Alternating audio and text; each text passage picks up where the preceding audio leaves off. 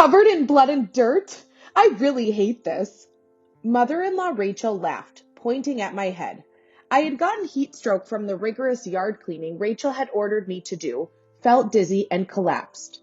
Unfortunately, I fell in such a bad spot that I hit my head on a garden rock. Blood was oozing out of my head, sticking to my palms. Thinking about whose fault it was for collapsing made my head hurt even more. I was also feeling nauseous and dizzy. In such a state, driving, let alone walking, was out of the question. So I called an ambulance, but Rachel started laughing when she saw the call history. Did you call an ambulance for that? Young people these days are such a hassle. It's because of idiots who call an ambulance for every little thing that those who really need it suffer. You should have gone by yourself. Saying so, Rachel dragged me by my arm, forced me to stand up, and put me in her car.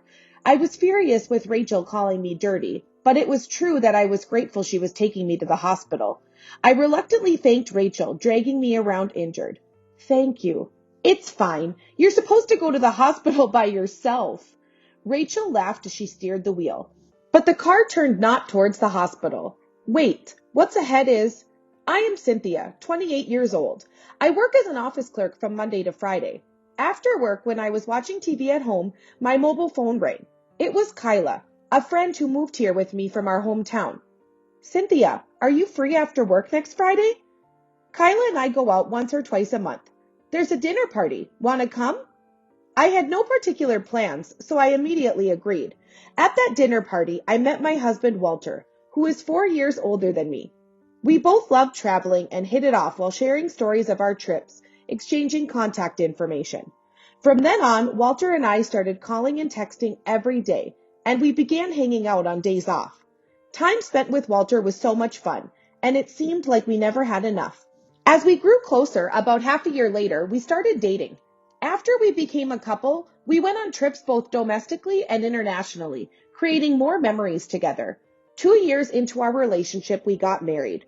Right after our marriage, Walter was transferred, and I quit my job to become a housewife. Given Walter's job at a big corporation, transfers were to be expected in the future. We immediately started looking for a new place to move. A few days after the transfer was confirmed, Rachel called my mobile phone. The phone right away. Cynthia, do you have a moment? When I answered, Rachel, long time no see. Yes, I do. She asked. I was wondering, since Theo injured his leg, I heard from Walter that you're moving this way. Would you consider living with us? It's tough for me to support Theo alone. It would be reassuring to have you with us. There was a proposal to live together. We had initially declined since father-in-law Theo's injury wasn't serious, but knowing Theo's kind nature, who wouldn't complain even when in pain, Walter and I became worried and decided to move in. I had visited my in-laws' house for family meetings before, and it was so large I thought it could be a guest house. My in-laws were modest about it being just a country house, but it was clearly more grandiose than other houses. One reason we decided to live together was that we wouldn't have to worry about the number of rooms. I had met Theo several times while dating Walter, and we both liked sweets, becoming friends while talking about desserts. About a month after moving in, Theo's injury was healing, and he was close to a full recovery. However, while Theo was organizing the storeroom as a light exercise, he unfortunately dropped a heavy object on his injured leg, causing a fracture. He was seen immediately at the hospital, but surgery was needed, and he had to be hospitalized for about half a year. After completing the hospital admission process and bringing him his change of clothes, I returned home to find Rachel standing at the entrance. Rachel, I'm back. I'll start preparing dinner right away. As usual, I smiled at Rachel, but she glared at me. How long is this paperwork going to take? Honestly, your slowness is maddening, she said coldly. I was unable to comprehend what had happened and stood frozen when suddenly, How long are you going to just stand there? Get moving and start making dinner. Rachel stood in front of me, glaring and imposing. Rushed by Rachel's words, I hurried to the kitchen to start preparing dinner. As soon as Theo was hospitalized, Rachel, who had been kind until yesterday, transformed completely. I thought she was just in a bad mood, but from that day on, she began to harass me behind Walter's back. When Theo was home, Rachel would prepare breakfast, and I was in charge of lunch and dinner. Now, I'm responsible for cooking all 3 meals and all the household chores. Rachel, on the other hand, stopped doing any housework and spent more time watching TV or sleeping in. When she was awake, she would complain about the food being too salty or the cleaning being sloppy. Cleaning the large house took a considerable amount of time. The hardest part was managing the garden and the field. Given the rural setting, both the garden and the field were large, and weeding was a struggle. Previously, a service had been hired for maintenance, but now I was managing it alone. If even a little weed was left, Rachel would scold me. At first, I endured it, but fearing I wouldn't have time for children if this continued, I consulted Walter. Walter believed me and warned Rachel. Not even reflecting on your own insufficient work, and you enlist Walter on your side. If Cynthia could just manage the housework more efficiently, this would all be resolved. Do you really want to paint me as the villain? Honestly, what a heartless daughter-in-law I've ended up with. Her verbal abuse only escalated from there. No matter what I said, it didn't get through to Rachel, and we decided to move. However, we missed the early spring moving season, leaving almost no apartments available. Those that were available were too far from Walter's workplace, so we decided to move into a new apartment that was soon to be completed and open for applications. The season changed to summer. Woken by the lively chirping of cicadas, I prepared breakfast for Rachel and Walter. After seeing Walter off, I tried to return to my room, but Rachel blocked my path, throwing sarcastic remarks, complaining about the breakfast taste or how sloppy the dishes were washed. Every day I faced these criticisms, and as I hung my head, I heard a car engine outside. Thinking Walter had gone to work, I was suddenly shoved by Rachel, falling outside the entrance, landing on my backside. Then Rachel threw a garbage bag at me, saying, "Today, you're cleaning the garden and the field. Don't even think about coming back inside until you're done." She laughed as she closed the door and locked it. No matter how much I knocked, there was no sign of the door unlocking. Heading towards the back door, found it locked as well, and a complete round of the house revealed all windows were locked too. Since I was at the entrance seeing Walter off, I didn't have my wallet or mobile phone with me. Feeling helpless, I heard Rachel's laughter from behind. "Still standing there? Get to cleaning. If you work hard enough, maybe I'll consider giving you some water." Rachel mocked me from the living room window, and as I rushed over, she closed and locked both the window and the door, laughing spitefully. Left with no choice, I began pulling weeds amidst the cicadas chirping. After a while, I saw Rachel leave the living room. Moving to a spot out of Rachel's view, I started contemplating my next steps. Staying out in the harsh heat could lead to heat stroke. I thought about asking someone for help, but the neighbors would either be at work or out in the fields. Considering the risk of walking to the fields under the sun, I decided to hide in the shade until Rachel came to check. But Rachel showed no signs of coming out, and soon the sun was directly overhead. With no shade left, the midsummer sun mercilessly scorched my skin. I knocked on the living room window where Rachel was watching a drama. Rachel, looking annoyed, opened the window and said, "What's this? You've spent 3 hours and only managed this much?" As she glared at the garden. In the midst of this unbearable heat, I begged desperately for water and a hat, but Rachel just laughed mockingly. "Then just pull out that big weed over there by the garden stone. After that, I'll give you some water." My throat parched. I squatted near the garden stone, trying to endure the nausea. However, it seemed my body had reached its limit, and instead of squatting, I collapsed towards the garden stone. Touching the instantly aching head, I saw blood from where I must have hit it on the stone. At that moment, I heard Rachel scream. Rushing over hastily, Rachel saw my blood, backed away, and then, "We're going to the hospital. Grab your insurance card and come to the car," she yelled before hurrying back to the entrance. I entered the living room, grabbed my wallet and mobile phone. Calling an ambulance, I was finally relieved to hear they would arrive quickly. Moving to the parking lot was impossible as my consciousness began to fade, and I crawled onto the cold flooring. Feeling a chill over my entire body, I took deep breaths until suddenly I was pulled by the arm. "I won't allow you to die here. We need to get to the hospital, quickly," Rachel said, pulling my arm, forcing me to walk to the parking lot. Despite my nausea and desire to wait for the ambulance, Rachel wouldn't listen. She forcefully pushed me into the back seat and started driving roughly. Holding onto my mobile phone, I noticed the scenery outside the window was wrong. We were not heading towards the town with the hospital, but into the countryside, dense with fields and paddles. Minutes later, Rachel stopped the car, dragged me out. Surrounded by fields and no one around due to lunchtime, Rachel's ugly smile grew as she forcibly took my tightly gripped mobile phone. "Young people these days, Call an ambulance for a little blood. Have you ever thought about what the neighbors will say if they see an ambulance in front of the house? Nowadays, idiots call ambulances for ridiculous reasons, putting those who really need help at inconvenience. Such a foolish daughter-in-law needs to be disciplined. Walk to the hospital and don't be so spoiled. Taking my mobile phone, she put it in her pocket and dragged me, nearly powerless, towards the fields. Only the rice paddles below, no one in sight. Please stop. Despite my desperate pleas, Rachel only laughed with a nasty smile, saying nothing. She pushed me with all her might. I fell, pain surging through me from the impacts. Satisfied with my moans, Rachel laughed and got back into the car without looking back. Wait, please, wait. I cried, holding my aching head, but all that receded was the sound of the engine. Rachel had left me in the fields and gone somewhere. I closed my eyes to escape the piercing sunlight. No mobile phone to call for help, and no ambulance would come to such a remote place. Even if I wanted to signal for help, being in a field below the road level meant no one could see me. I might die. The thought of possibly dying was my last before consciousness turned black. My eyelids fluttered. Blinking brought the white ceiling into full view. Looking around, the clean bed confirmed I was in a hospital. Walter? I spoke to Walter, who sat beside the bed, holding my hand and laying face down. Walter quickly lifted his head. Cynthia, I'm so glad you're awake. He hugged me, tears in his eyes.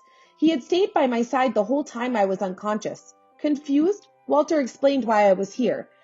I hadn't died, but had fainted from heat stroke. Luckily, the owner of the paddy who had come back early for lunch found me. They called an ambulance in a panic. I was in a dangerous condition and was taken to a nearby large hospital where my life was saved. Hearing the hospital's name, it was where Theo was hospitalized.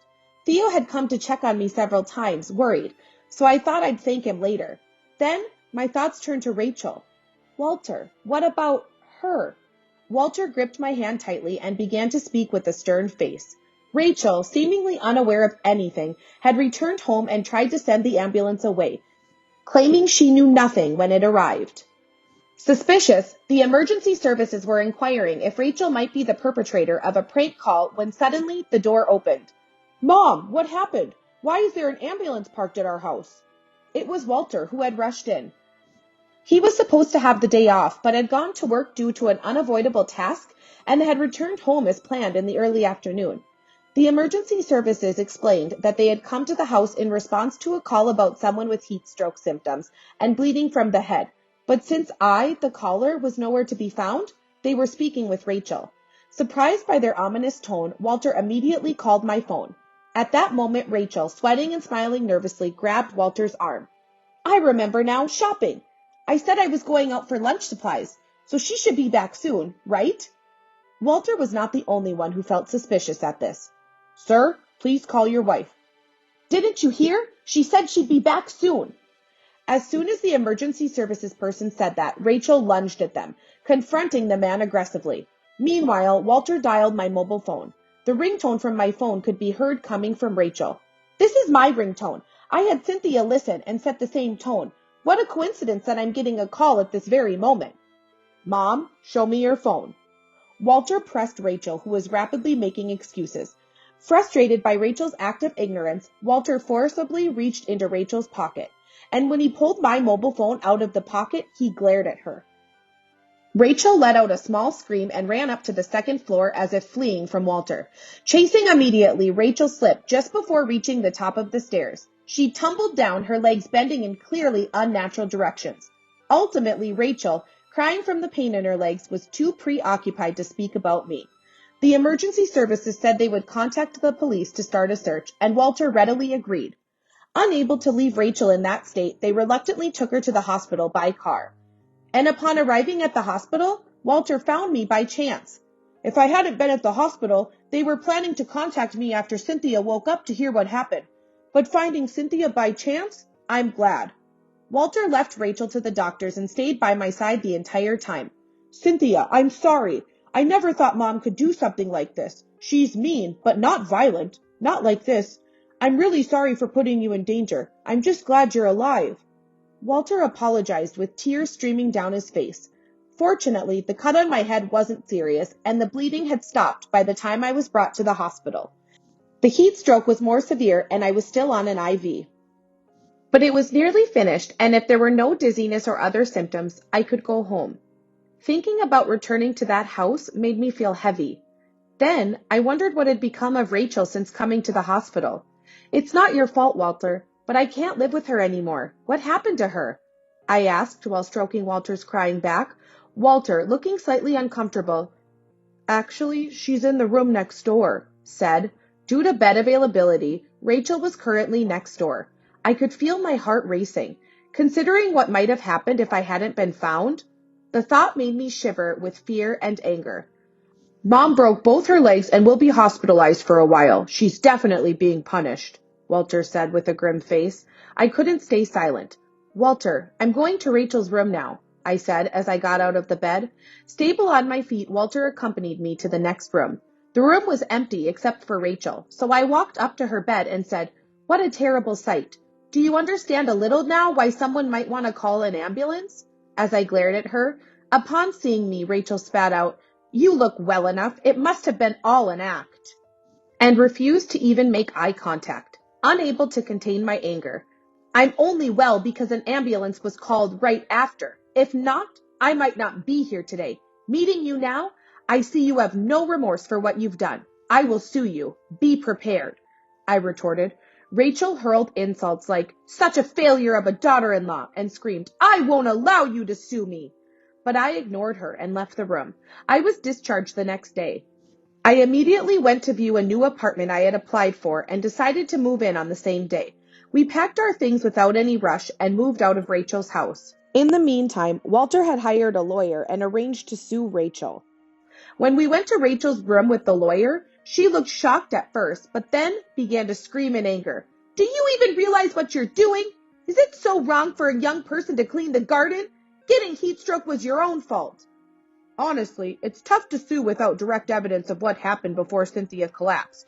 But we have the call history from Cynthia's phone requesting an ambulance, and after that time we saw Mom with Cynthia's phone, not to mention Cynthia's blood in Mom's car. We plan to pursue these points in the lawsuit. Shocked by Walter's cold words, Rachel broke down crying, hurling insults at me. "Say whatever you want, but be prepared for additional compensation for slander or defamation." My firm voice left Rachel crying helplessly.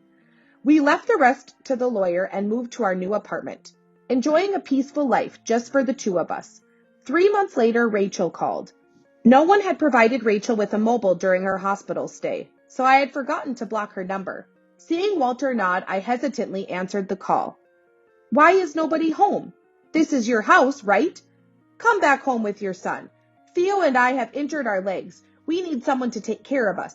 Even someone as dumb as you should understand that it's a wife's duty to care for her in-laws, right?" Just as Walter was about to yell, we heard Rachel laughing over the phone. "Anne, return the money I lent you quickly. Complaining about compensation after borrowing from your parents? I never understand what goes through the mind of a stupid woman. I'll have to properly educate you again on that rotten mindset." Even though I took a few seconds to absorb Rachel's words, I still had no idea what she was saying. From what Rachel continues to say, it seems that Rachel thinks that the compensation she paid me was money she lent me. Confused by Rachel's words, Walter grabbed the phone. "The only one with a rotten mind and attitude here is Mom. We want nothing to do with you anymore. Don't ever come back. Don't ever meet us again. Look up the meaning of compensation in a dictionary. Stay out of our lives, forever," we yelled before hanging up, and immediately blocking her number. Walter even deleted Rachel's contact information. Although we had settled with Rachel through compensation, I decided to report her actions to the police. It turned out Rachel was already being sued by the owner of the rice field. My fall had disrupted the rice plant significantly, affecting the harvest and damaged the pump used to manage water in the field. The owner was furious. Rachel, having paid me compensation, was nearly broke and unable to repay her debts. That's why she demanded the money back from me, but it was no longer my concern. I had visited the owner with a fruit basket as an apology, but they laughed it off, saying the person who pushed me was to blame. Eventually, Rachel had to take out a loan to pay a settlement to the owner and was working hard to repay it. Rachel was also facing divorce from Theo and had been kicked out of her home. She never changed her view of me as the one who took her precious son away. It seems Rachel couldn't stand the sight of Theo and me getting along well. She mercilessly tasks me with chores while Theo was hospitalized, trying to teach me a lesson about who held the upper hand. As a result, her actions almost led to manslaughter, causing even Theo to disown her. After the division of property, Theo sold the family home and moved. Rachel, left without a home, now struggles through her days in a terrible state. She is still looking for Theo, but she will never find him because he is now living with us. We're staying together until Theo decides on his next place, without letting Rachel know, of course. Theo has safely been discharged from the hospital and has improved enough to go for daily walks as part of his rehabilitation. His everyday activities have slowed down a bit, but he doesn't require live-in care, so we've chosen to stay close and watch over him. Theo and I continue to have a great relationship, and for a change of scenery, we often go on trips or dine out together on our days off.